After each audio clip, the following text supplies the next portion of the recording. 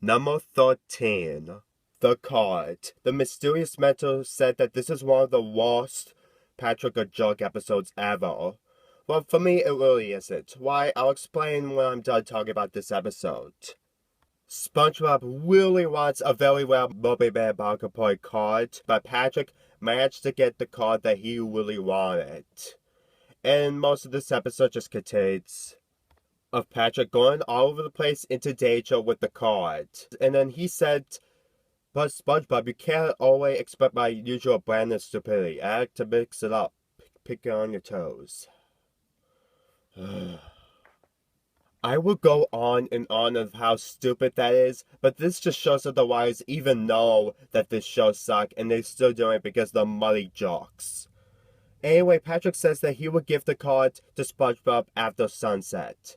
And most of this episode is just Patrick just brutally breaking the card in front of SpongeBob. That's how bad this episode is. Patrick literally forgets that he should not ruin a very rare card that SpongeBob really wants. Man. And at the end of the episode, when SpongeBob completely cries about it, Patrick gives him this.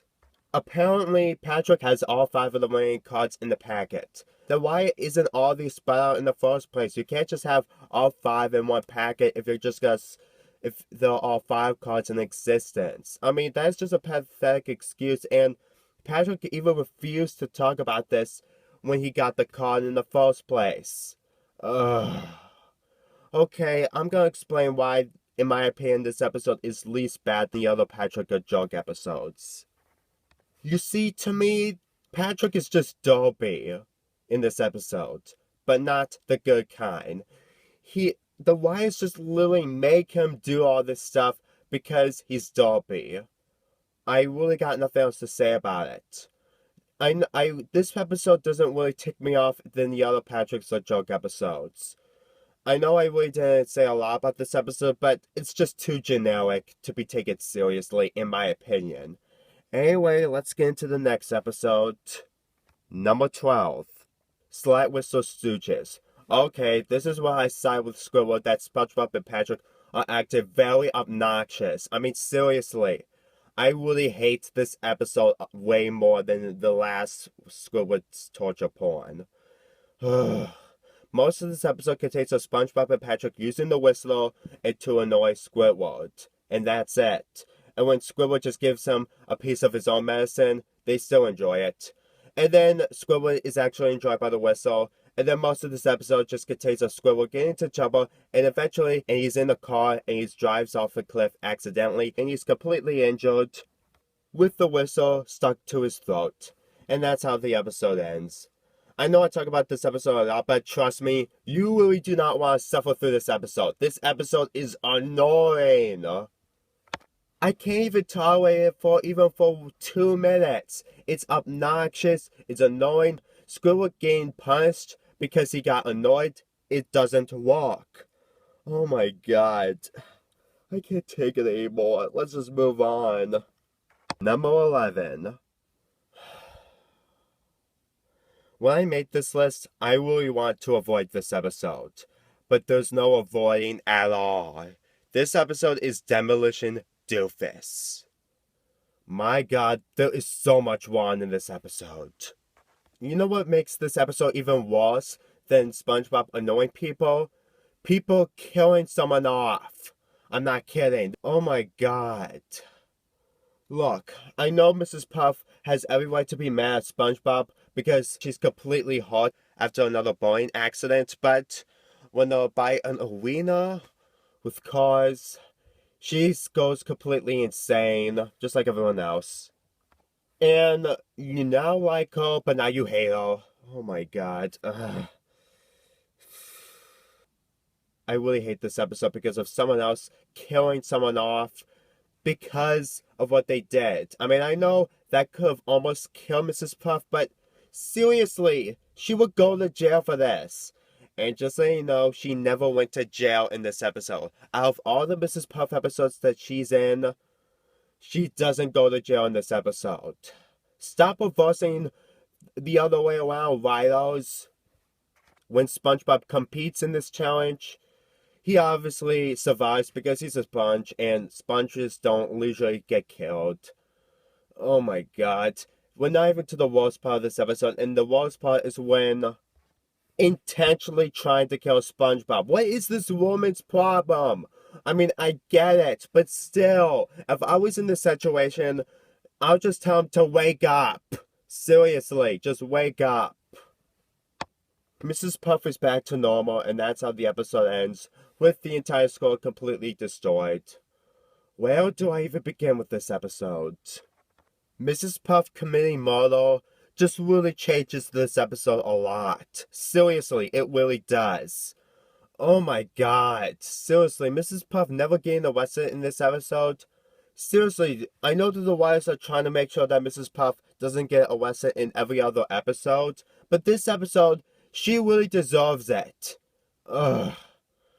I really despise this episode. If I was SpongeBob, I really want to hurt everyone in this show, even if they are really annoyed by SpongeBob a lot. I don't care if these are post-movie episodes.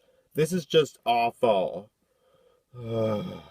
Number 10, The Splinter. We're into the top 10s, and my god, this episode is just so bad that it deserves to be in the top 10s. When SpongeBob gets a splinter, things just gets worse, and not only we can feel the pain, but we can be sick by it. This episode is just painful and sick. Ugh. And when Squidward tells SpongeBob that Mr. Krabs will send him home because he has a splinter, that just really shows that he really doesn't want SpongeBob. I don't care if he really hates SpongeBob, but still. Ugh. And then when we get to the Patrick segment, oh my god. That's just painful to watch. Seriously, the fact that Patrick wants to do it his way, he's a complete idiot, and he just makes everything else worse. And I don't even want to show you what he actually did. Trust me, you really don't. If you haven't seen this episode, then I'm saving you from the madness in this episode. When Mr. Krabs fixed it, it was just a pull. That's basically it. All he did is just pull the splinter out of the finger. That's it. That's literally all there is to do. And that's how the episode ends. Mr. Krabs wasn't being a jerk in this episode, but my god, this episode is just disgusting and disturbing.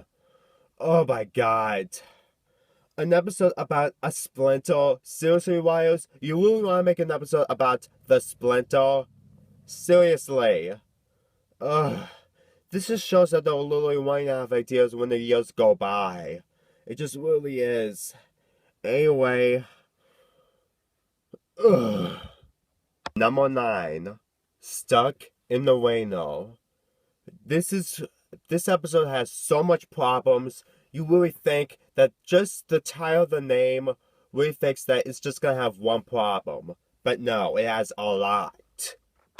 When SpongeBob gets stuck in the Reno after taking a shower, Patrick comes in and tries to help, but he did the opposite, and that is, he uses Forever Glue. That was my hand hitting my face, just so that you know. And because of the way that he has, he can't walk, he can't eat, and the next part just really shows that Patrick is more of a jerk and doesn't have any care in the world of what he did. When Patrick just completely rubs everything in his face in the carnival, oh my god. That's just so cruel. And when SpongeBob even scolds him for that he got completely stuck in the Reno, everyone just goes against SpongeBob. Seriously, townspeople, seriously, I really hate it. This is the stuff that I really despise. Whenever they do something like this, it's really bad timing. And really bad ways to do it. Seriously, it's not SpongeBob's heart. He has every right to be mad. Seriously, I will punch everyone else in the skull for that. I know I'm being a bit violent, but seriously, these characters are completely out of character. Anyway, let's get to the infamous ending. When SpongeBob completely uses it, Patrick cries, and apparently tears can make the glue go away off of the Reno. And then SpongeBob says this: I guess crying does solve your problems after all. No, it doesn't. Even in a situation like this, it really doesn't. Seriously, this show just really shows that if you cry a little harder, you get your way. Oh my god.